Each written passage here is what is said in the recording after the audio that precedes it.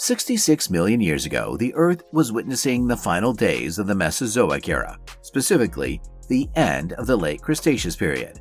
This was a time when gigantic creatures roamed the planet. On land, massive theropods and sauropods were the rulers, while the waters were dominated by colossal mosasaurs. Even the skies were the domain of giants, with the Cretaceous period hosting the most infamous family of pterosaurs ever known, the Azhdarchids. Azhdarchids were famous for their extremely long necks and legs, and many of them reached enormous sizes.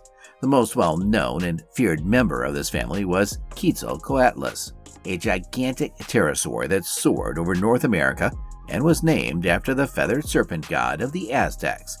Quetzalcoatlus is often celebrated as the largest animal to ever fly. However, there was another member of the Azhdarchid family, just as awe-inspiring and potentially even larger, Hatzegopteryx. Discovered in the 1970s in Romania by a student-led dig team, Hatzegopteryx was initially thought to be a new type of theropod due to its enormous bones. It wasn't until later studies revealed that it was, in fact, a monstrous pterosaur. Despite its impressive size, Hatzegopteryx remained relatively obscure until it was officially named Hatzegopteryx thembema in 2002, meaning Hatzeg Basin Wing Monster. The name Hatzeg refers to the prehistoric Hatzeg Island, where this giant once lived. Hatzegopteryx had a wingspan comparable to Quetzalcoatlus, around 11 meters, 36 feet, but some estimates suggest it could have been even larger, potentially reaching 12 meters, 39 feet. This would make it the largest known pterosaur, surpassing even Quetzalcoatlus, standing at a remarkable height of 5 meters, 16.5 feet, similar to a giraffe and built like a tank. Hatzegopteryx was freakishly robust compared to its relatives. The giant size of Hatzegopteryx was largely due to its unique environment. At the time, Europe was an archipelago with many small to medium-sized islands, including Hatzeg Island. This isolation allowed Hatzegopteryx to become the top predator with little competition. The island's resources led to the presence of dwarf dinosaurs, which became its primary prey. So, what was the prey of Hatzegopteryx? There were dwarf dinosaurs. Hatzeg Island was home to numerous dwarf dinosaurs, including relatively tiny hadrosaurs like Telemetsosaurus and even smaller Titanosaurus like Megarosaurus. These dinosaurs evolved to be smaller due to the limited resources available on the island, making them prime targets for the massive Hatzegopteryx. There was also plenty of Balor. This unusual theropod dinosaur was about 2 meters, 6.6 feet long, and known for its double sickle-shaped claws. Despite its predatory nature, Balor would have been no match for a full-grown Hatzegopteryx. Let's not forget the other type of dinosaurs. The island also hosted Struthosaurus, a small armored dinosaur, and Zalmoxes, an herbivorous dinosaur that was relatively abundant. Though these had good defenses, individuals could get sick, old, and weak. There were also plenty of non-dinosaurs.